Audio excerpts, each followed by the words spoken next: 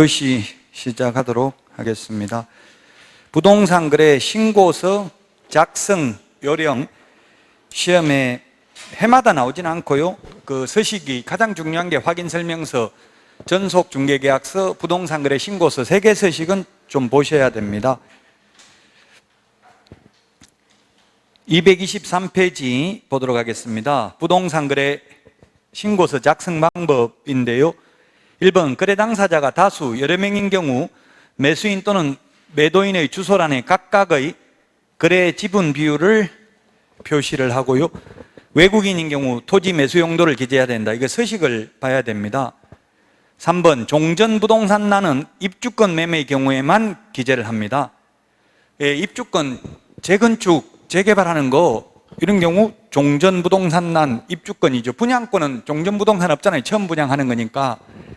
3번도 맞고요. 4번, 건축물 면적은 집합 건물의 경우 전용 면적, 단독 건축의 경우 연면적을 적습니다. 연면적은 각층 바닥 면적 합계가 연면적이죠.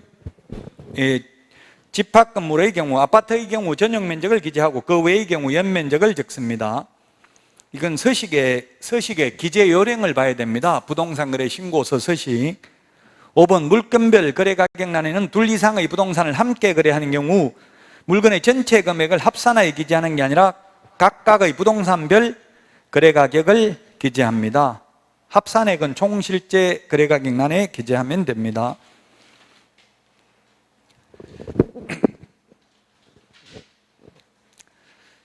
자, 그 다음에 20번도 부동산 거래 신고서 옳게 짝지어진 것은 했는데 똑같은 내용이죠. 기억 총실제 거래 가격은 둘 이상 부동산의 물건별 거래 가격의 합계 금액은 총실제 거래 가격을 적고요. 외국인 토지 매수 용도 적고요.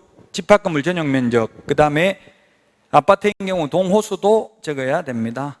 따라서 5번이 되겠습니다.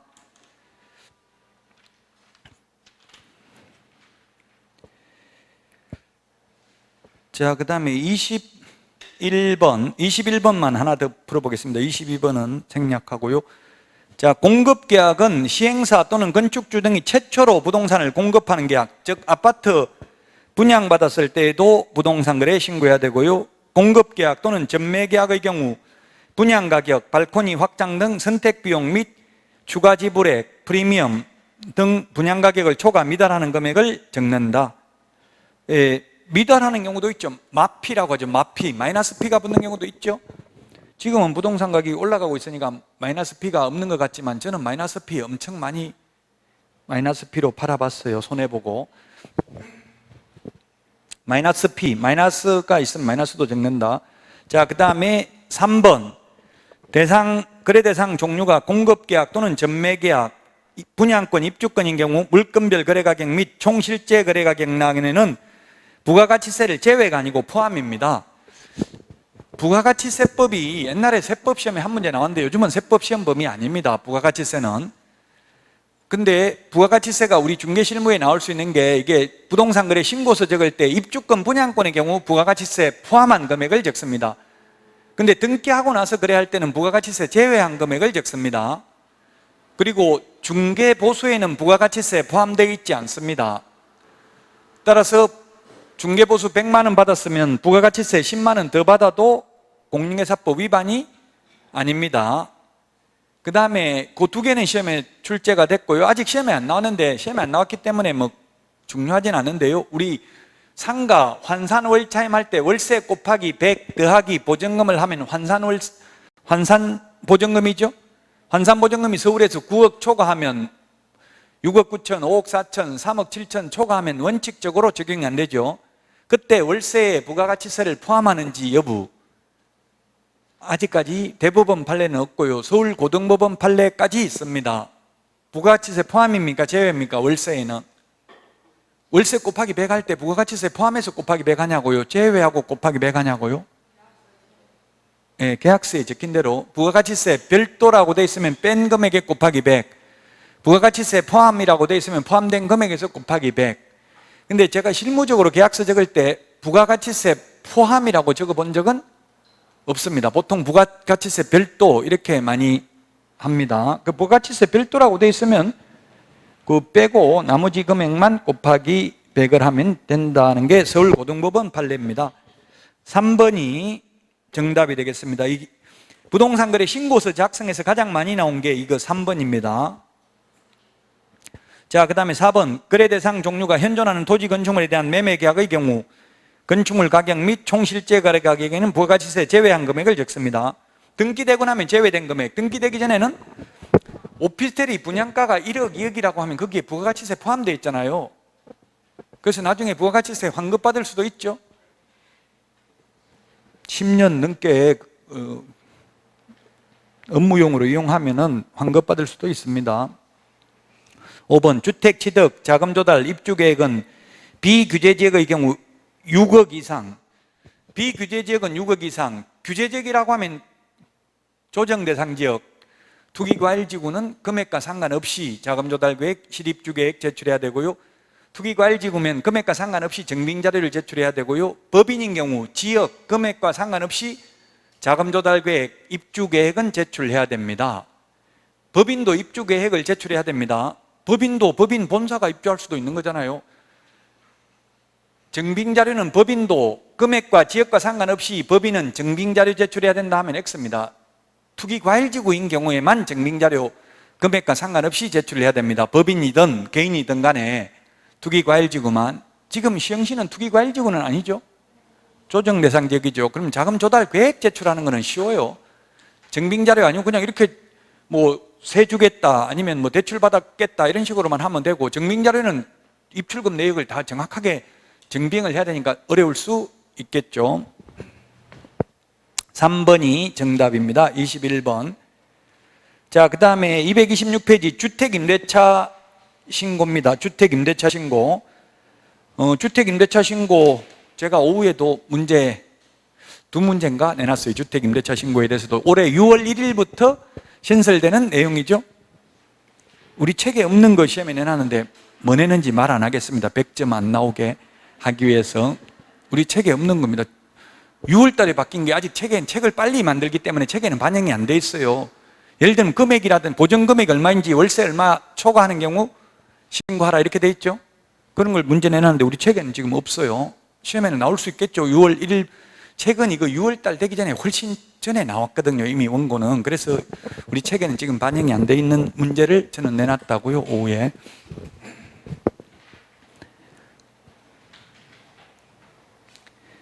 (100점이) 계속 나오면 출제자가 잘못 출제했다고 봐야 되겠죠. 그 출제위원들도 100점 많이 나오면 잘려요. 다음에 출제위원 못 들어가요. 그래서 일부러 사이드에 있는 걸 한두 문제는 꼭 낸다고 100점 안 나오게 하려고. 그러니까 여러분들은 실제 시험에서는 절대 100점 받을 필요 없겠죠. 사이드에 있는 거 막 한 문제 맞추려고 아무리 공부 열심히 해도 이거 실무라는 거는 잡다한 걸 내니까 100점 받기는 어려워요. 70점 받기는 가장 쉬운 과목이고요. 근데 공인중개사법을 70점 받아가지고 2차 합격한다는 보장이 없어요. 80점 넘어야 안정적으로 2차를 합격할 수 있어요. 지금은 전략 과목이죠. 공인중개사법이. 지금부터는 가장 중요하다고요. 똑같은 노력을 했을 때 공법 공부하는 만큼, 민법, 학개론 공부하는 만큼 하면 이게 훨씬 더 점수 잘 나오니까 보통 전략 과목이라고 하고, 합격 수기 읽어보면 다 공인중개사법에 고득점 해야 합격할 수 있다 이렇게 되어 있습니다. 올해도 아마 30만 명은 넘게 접수할 것으로 추정되고 있습니다. 내일까지 마감이니까 이제 다음 주 월요일 되면 통계가 나오겠죠. 뭐 신문에는 보니까 뭐 한 건만 해도 월급쟁이보다 한 건만, 복덕방 한 건만 중개하면 막 그런 식으로 나와 있더라고요. 중개 보수인데 중개 수수료라고 돼 있더라고. 수수료가 한 건당 1,000만 원에 육박한다. 한 달 월급쟁이 월급보다 더 많다. 그래서 뭐 시험 자격증 딸라고 난리다. 1년에 10,000명 넘게 합격자가 늘어나고 있다. 지금 46만 6천 명이더라고요. 지금까지 합격자가. 그 중에서 개업을 한 사람은 약 11만 명 정도 되죠. 한 4분의 1 정도가 현재 개업을 한 상태입니다. 오늘 뭐 뉴스에 보니까 나와 있더라고요. 뭐 인원수도 정확하게 저도 모르는데 46만 몇천, 6만 뭐 6천 몇백 명 이렇게 나와 있더라고요.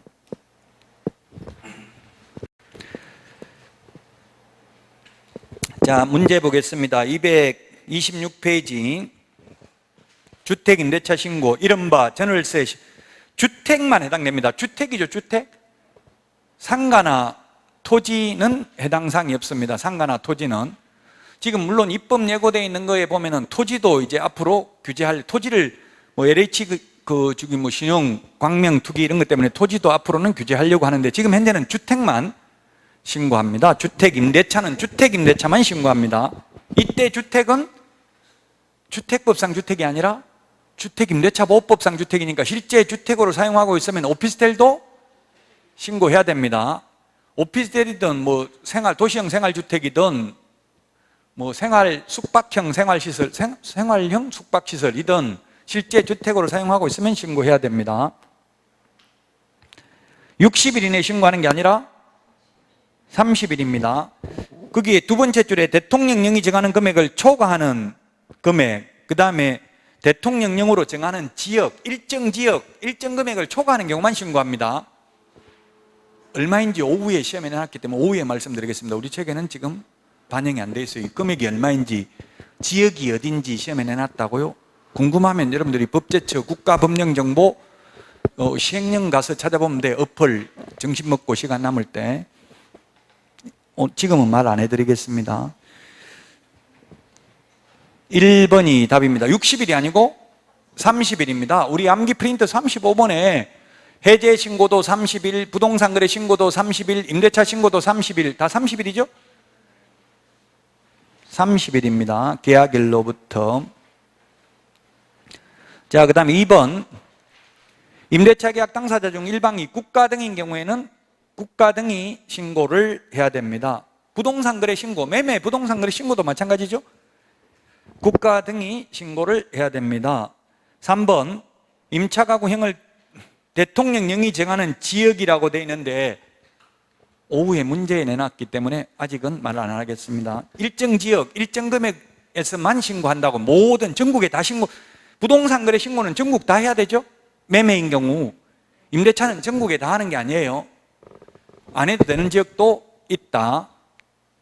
금액도 일정 금액 초과하는 건데 그건 오후에 다시 말씀드리도록 하겠습니다. 여러분들이 미리 좀 공부하고 싶으면 하세요.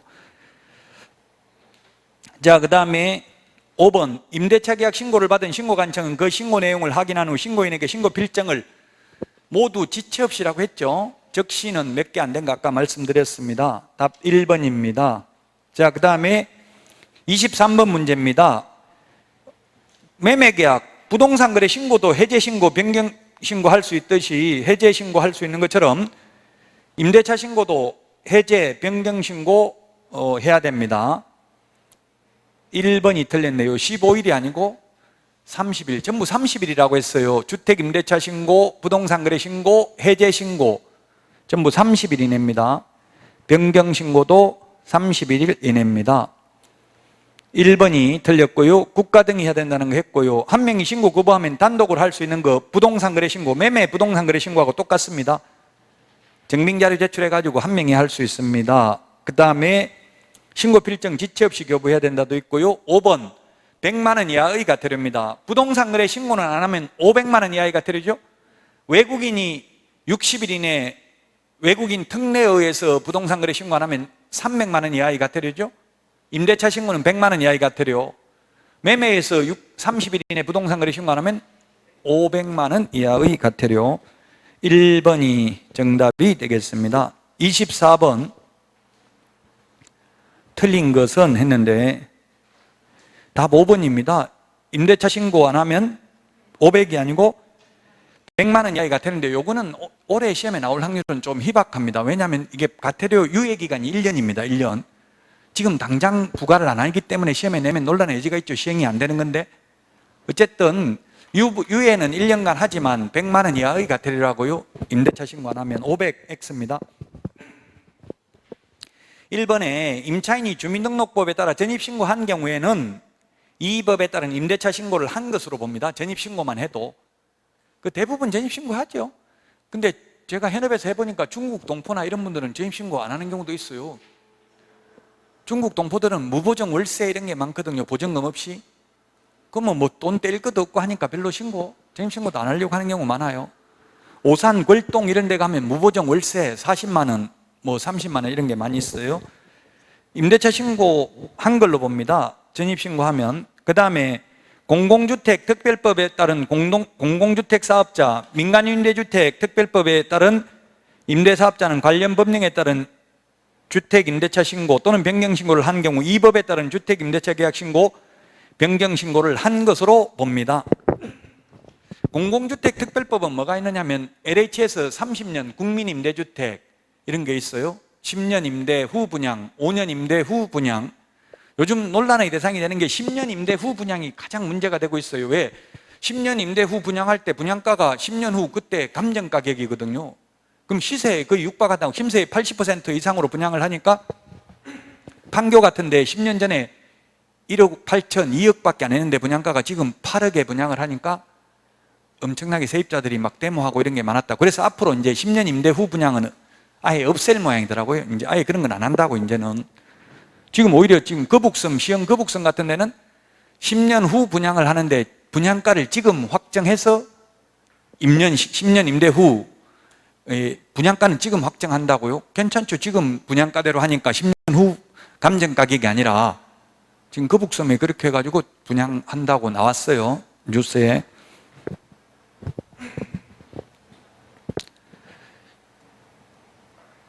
지금 여기 뉴스에 보니까 105 신도시에도 이게 민간임대주택 특별법에 의한 민간임대주택 이게 뉴스에 나오더라고. 세입자들이 뭐 데모하고 이런 게 나오더라고요.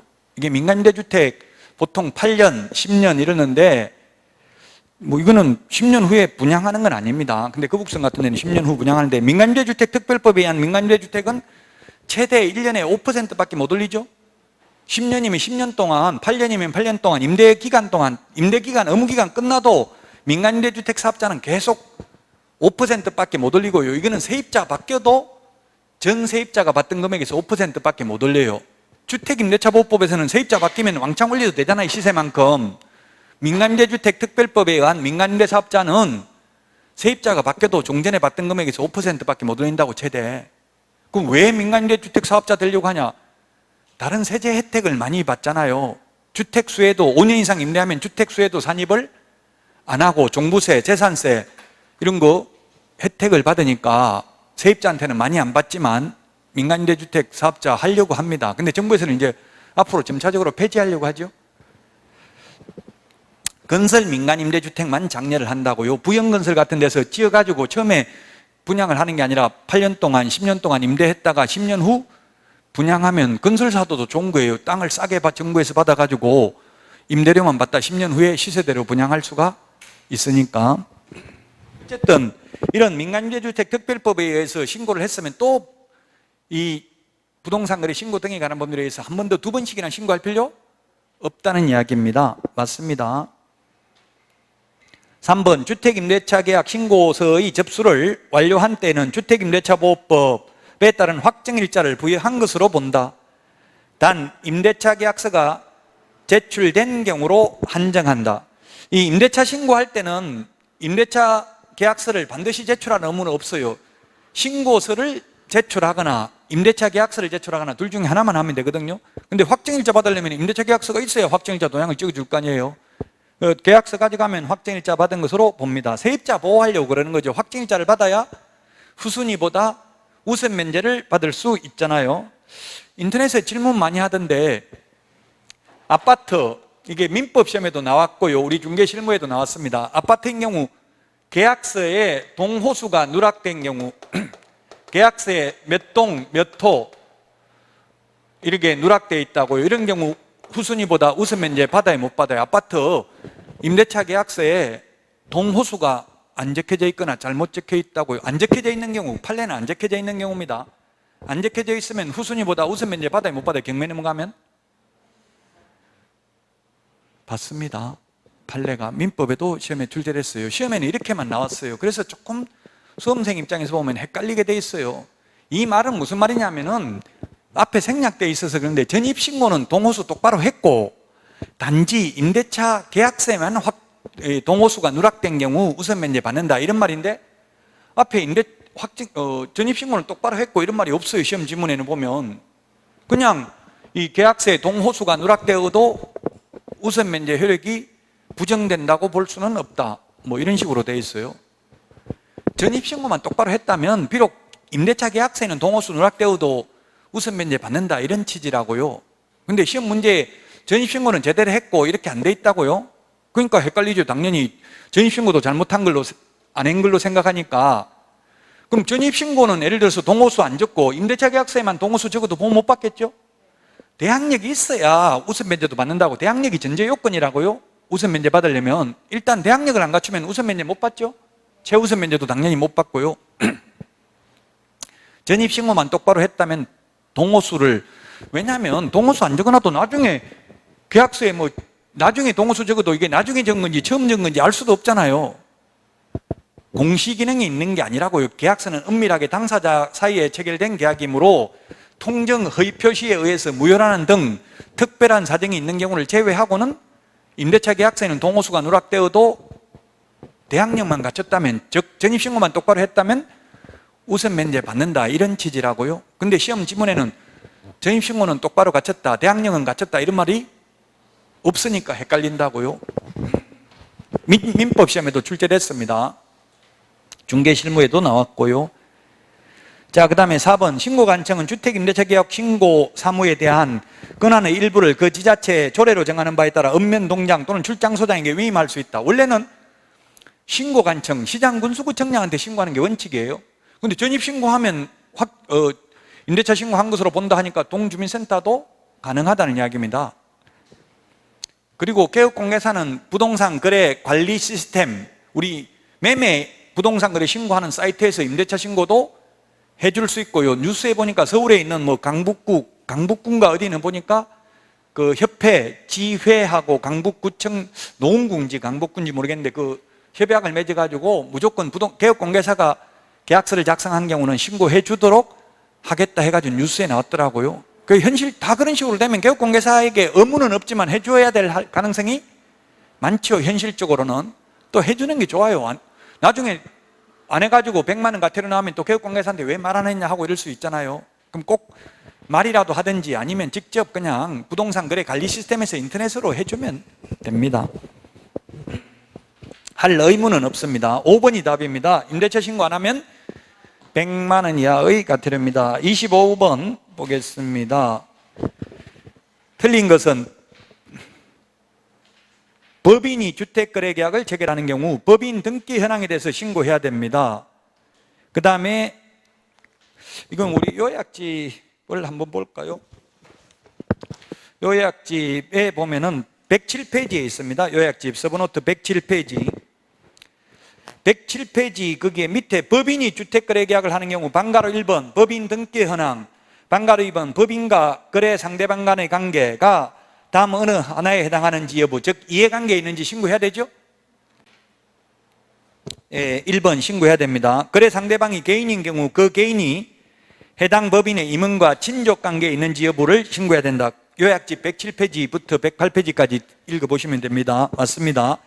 3번 거래 상대방이 법인인 경우 매도법인과 매수법인, 임원 간의 친족관계에 해당하는지 여부.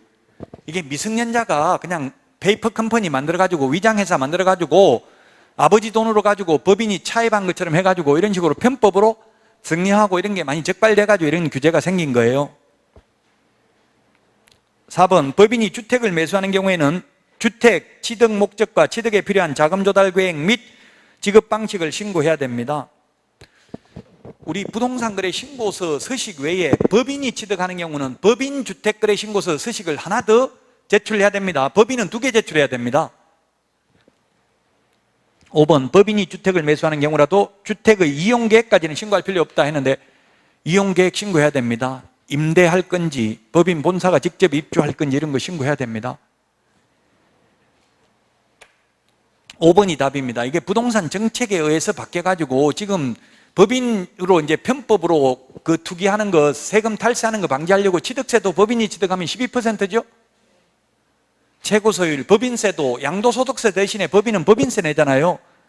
그러니까 법인인 경우 법인세를 내기 때문에 세금을 거의 안 내요. 사실은 위장회사 만들어가지고 페이퍼 컴퍼니 가족회사 만들어가지고 가족들 차 한 대씩 전부 다 법인 명의로 사가지고 유지비 이런 거 다 비용 카드로 가지고 기름 넣고 해가지고 전부 비용 처리해버리잖아요. 그럼 비용 다 빼고 내잖아 법인세는. 그럼 세금 낼 게 없다고요.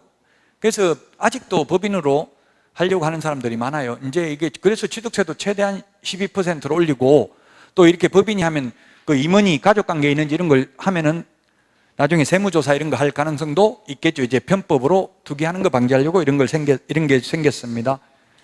답 5번입니다. 자, 다음은 토지거래 허가제입니다. 우리 시험에 이때까지 보면은 부동산 거래 신고, 매매인 경우 부동산 거래 신고하는 게 두 문제, 외국인 부동산 취득 특례 한 문제 해서 나오고요. 그 다음에 토지거래 허가제가 두 문제, 이렇게 해가지고 보통 5문제 정도 시험에 출제됐어요. 근데 올해 6월 1일부터 임대차 신고가 하나 더 신설됐잖아요. 그럼 임대차 신고도 나올 확률 높죠?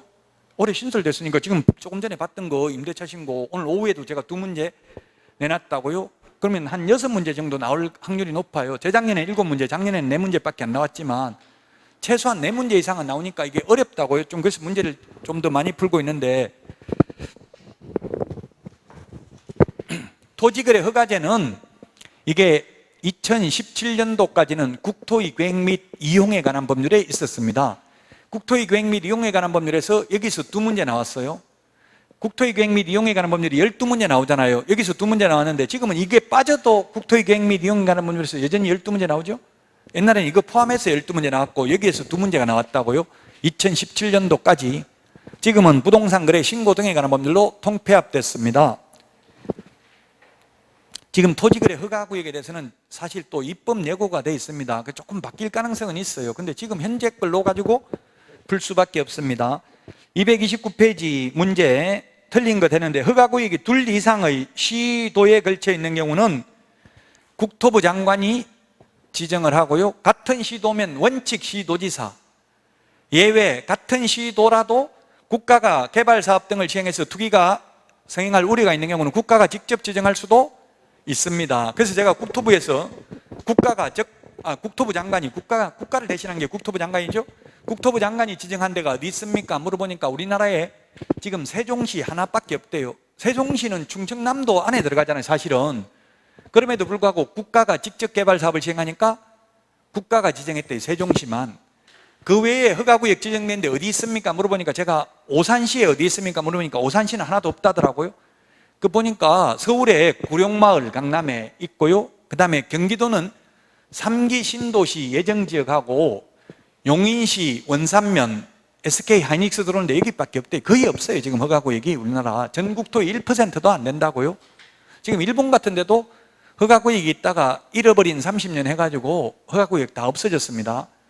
잃어버린 30년, 잘못하면 부동산이 30년 동안 가격이 내려갈 수도 있어요. 지금 올라갔다고 무조건 계속 영원히 올라가진 않습니다. 언젠가는 한 번은 터진다고. 풍선이 팽창하면 한 번은 터지잖아요. 그러니까 항상 위험관리를 하면서 투자를 해야 돼요. 자, 2번 동일한 시도 안의 일부 지역인 경우는 시도지사가 지정할 수 있고요. 반드시 지정해야 되는 건 아니고 지정할 수 있습니다. 3번 허가구역 지정 공고 통지를 받은 시장군수구청장은 지체 없이 그 공고 내용을 허가구역을 관할하는 등기소장에게 통지하고, 그 다음에 7일 이상 공고하고 15일간 일반이 열람할 수 있도록 해야 되죠. 70주파 7일 이상 공고 15일간 열람. 4번 허가구역 지정 공고한 날부터 5일 후에 효력이 발생합니다. 누가 공고한 날로부터입니까? 허가구역 지정권자가 공고한 날로부터, 허가권자가 공고한 날로부터, 지정권자가 공고한 날로부터입니다. 지정권자도 공고하고 허가권자도 공고하고 둘 다 공고한다고요. 허가권자도 7일 이상 공고하고 15일간 열람하죠. 허가권자가 공고한 날로부터가 아니라 장관이나 시도지사가 공고한 날로부터 5일 후에입니다. 이 5일 후에가 지금 입법 예고되어 있는 경우는 즉시 발생하는 걸로 입법 예고되어 있습니다. 왜냐하면 오세훈 서울시장이 되고 나서 지금 목동하고 일부 허가구역으로 지정을 했어요. 지정하고 나니까 오히려 5일 동안 거래가 더 많이 되는 거예요. 5일 지나면 허가 받아야 되니까. 그래서 입법 예고는 되어 있는데 끝까지, 그래서 여러분들이 수업을 듣는 게 좋아요. 뭐 안 나올 수도 있지만 옛날에는 그 시험 당일날 바뀐 것도 시험에 나온 적이 있어요. 그 한 문제가 한 문제 때문에 전국에 1000명이 왔다 갔다 해 떨어질 수도 있어요. 그러니까 한 문제 뭐 안 나올 수도 있지만 어떻게 될지 모르니까 끝까지 개정된 내용은 잘 주시하고 보셔야 됩니다. 5번이 답입니다. 허가구역 지정 사유가 없어졌다고 인정하면 중앙도시계획위원회 심의를 거치지 않고 해제할 수 있다 했는데, 모든 결정 절차와 변경 절차가 동일합니다. 처음에 지정하는 절차, 해제하는 것, 축소, 재지정 절차가 똑같습니다. 다만 처음 지정하는 절차가 까다롭겠어요? 재지정하는 절차가 까다롭겠어요? 예, 재지정이. 왜? 5년 범위 내에서 지정을 하는데 5년 동안 또 더 묶어놓으면은 그 토지 소유자들이 재산권 침해될 수 있잖아요. 그래서 재지정의 경우에는 의견 청취를 해야 됩니다. 의견 청취, 지자체장의 의견을 청취해야 돼요. 장관이 재지정하는 경우는 시도지사 및 시장군수구청장 의견을 청취해야 되고, 시도지사가 재지정하는 경우에는 시장군수구청장의 의견을 청취해야 되죠. 재지정만 의견 청취가 있습니다.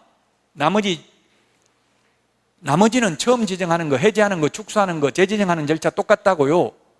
도시계획위원회 심의 거치는 거는 똑같다고요. 처음 지정할 때도 거치고 해제할 때도 축소할 때도 거쳐야 됩니다. 다만 재지정할 때는 의견 청취를 추가로 더 해야 된다는 게 다릅니다. 5번이 답입니다. 처음 지정 절차와 해제 절차가 똑같다. 1번, 3번 요거는 지금 거의 바뀔 게 확실시 됩니다. 시행령이기 때문에 이미 입법 예고돼 있고요. 허가 기준 면적이 지금 바뀔 예정입니다. 대지 그 분할 최소 면적으로 바뀔 예정이에요. 원래 처음 지정할 때 이 면적이 그 분할 최소 면적이래요. 그래서 하지 않겠습니다. 이게 또 바뀌면 알고 있던 거 다 잊어먹어야 되잖아요. 우리 암기 프린터 32번에 있기는 한데요, 이게 바뀔 가능성이 있어서 문제 풀지 않겠다고요. 이거는 시행령이기 때문에 거의 확실시 돼요. 바뀔 게. 법률은 국회 통과돼야 되니까 불투명하잖아요. 바뀔지 안 바뀔지. 시행령은 대통령 국무회의 거쳐서 바꾸니까 이거는 거의 면적이 바뀔 예정이라고요. 지금은 주거 18, 주거 180제곱미터, 상업 200 말 안 하겠습니다. 말하면 또 이거 잊어먹고 새로 암기하려면 더 힘들다고요. 그래서 일단 1번, 3번 문제는 풀지 않겠습니다. 2번 문제 틀린 것은 했는데, 국토부 장관 또는 시도의사가 허가구역을 지정할 당시 당해 지역의 거래 실태 등에 비추어 이 기준면적이 개정될 예정이라고요 하는 것이 타당하지 아니하다고 인정하여 해당 기준면적의 10% 이상 500%가 아니라 300% 이하 범위 내에서 따로 정하여 공고할 수 있다. 그러면 거기에 따른다. 요거는 안 바뀔 예정이에요. 그래서 300%입니다. 500%가 아니고 300%. 암기 프린터 32번에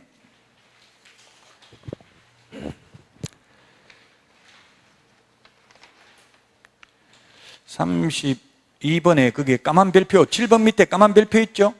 10% 이상 300% 이하 범위에서 따로 정하여 공고할 수 있음 이렇게 돼 있잖아요. 그 위에 면적은 개정될 예정이라고요. 그래서 하지 않겠다고요.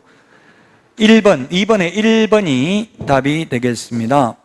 그 다음 2번, 면적을 산정할 때 일단의 토지 이용을 위하여 토지거래 계약을 체결한 날로부터 1년 이내에 일단의 토지 일부에 대해서 토지거래 계약을 체결한 경우 그 일단의 토지 전체를 거래한 것으로 본다. 이 말은 처음 계약할 때 허가받는다는 이야기예요? 두 번째 거래할 때 허가받는다는 이야기예요? 일단의 토지가 있습니다. 지금 안 하려고 했는데 주거가 지금 현재 180입니다. 180제곱미터 초과하면 허가받아야 됩니다. 그 일단의 토지가 있다고 1번지가 있고 2번지가 있다고요? 일단의 토지가 있는데 이게 만약에 150제곱미터면 처음 거래할 때는 허가 안 받죠? 근데 두 번째 하면은 거기 보면은 일단의 토지 이용을 위하여 토지거래 계약을 체결한 날부터 1년 이내에 일단의 토지 일부에 대해서 토지거래 계약을 체결한 경우 그 일단의 토지 전체를 거래한 것으로 본다. 그 두 번째 150제곱미터 거래할 때는 300제곱미터를 거래한 걸로 본다고요. 그래서 두 번째 거래할 때는 허가 받아야 된다는 뜻입니다.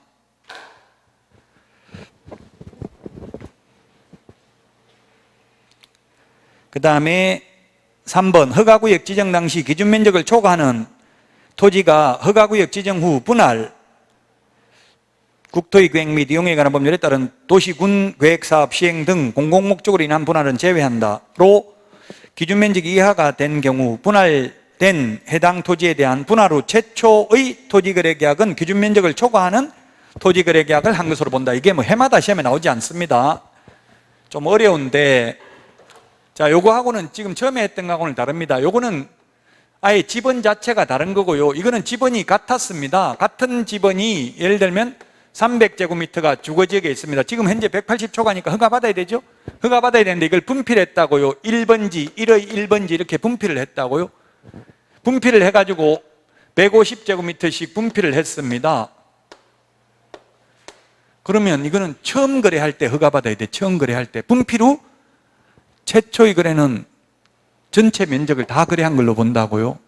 요거는 처음 거래할 때 허가받아야 되고, 요거는 처음 거래할 때 허가받는 게 아니라 두 번째 거래할 때 허가받아야 된다고. 2번은, 3번은 처음 거래할 때 분할 후 최초의 계약은 기준 면적을 초과한 걸로 본다고 했잖아요. 그럼 최초 거래할 때 허가받아야 된다는 뜻이죠? 해마다 나오지는 않습니다. 2번, 3번. 공인중개사법에는 아직 나온 적이 없고 옛날에 국토의 계획 및 이용에 관한 법률에 있을 때 시험에 나왔어요. 이 지문들이.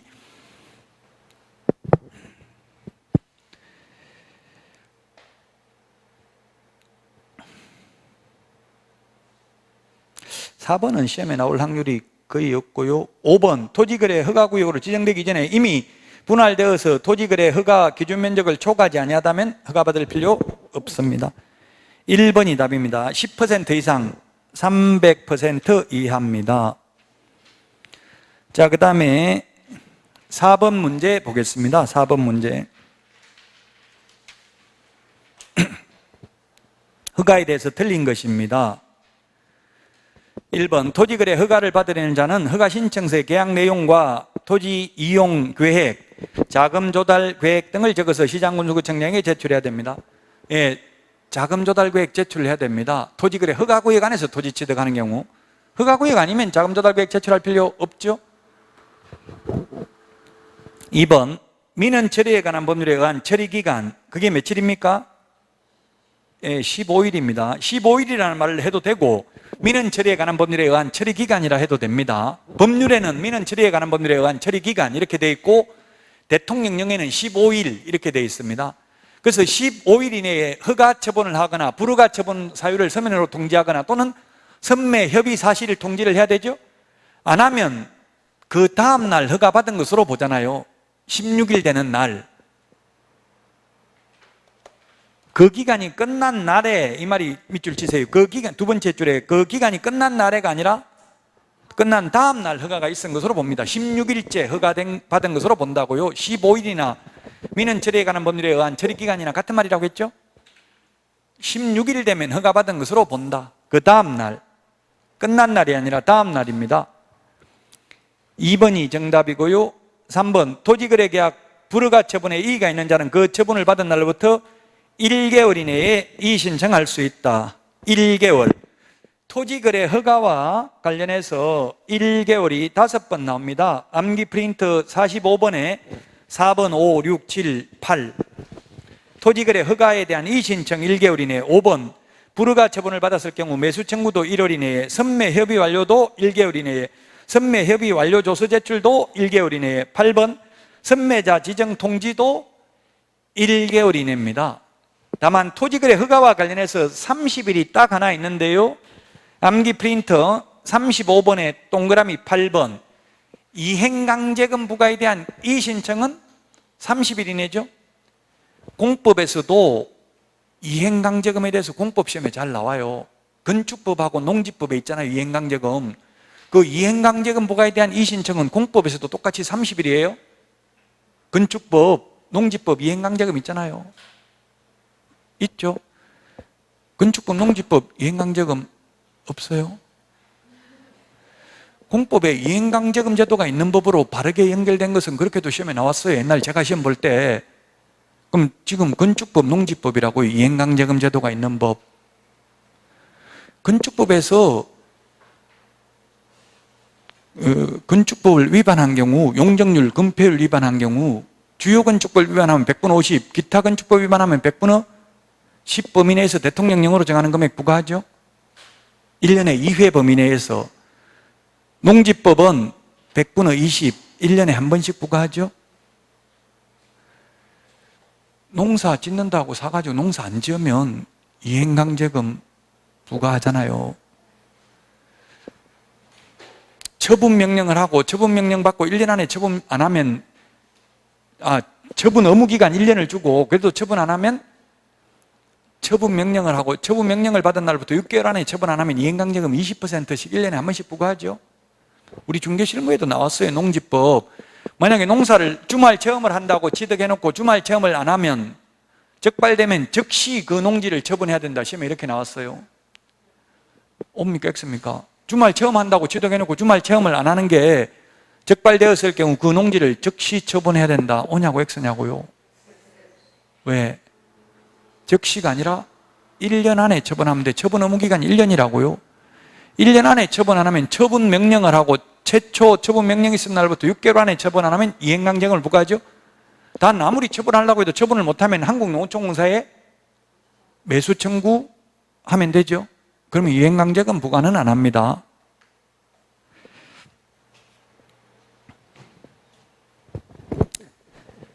(1개월입니다) 3번 맞습니다. 4번도 1개월 이내에 매수 청구할 수 있다. 우리 암기 프린트 45번 1개월 5번 있습니다. 5번 허가받은 목적대로 이용하지 않는 경우 최초 이행명령이 있은 날을 기준으로 1년에 한 번씩 이행명령이 이행될 때까지 반복적으로 이행강제금을 부과하는데 10% 범위 내에서 대통령령으로 정하는 금액이죠. 방치하면 10%, 임대하면 7%, 변경하면 5%, 기타 7%죠. 대통령령으로 정하는 금액은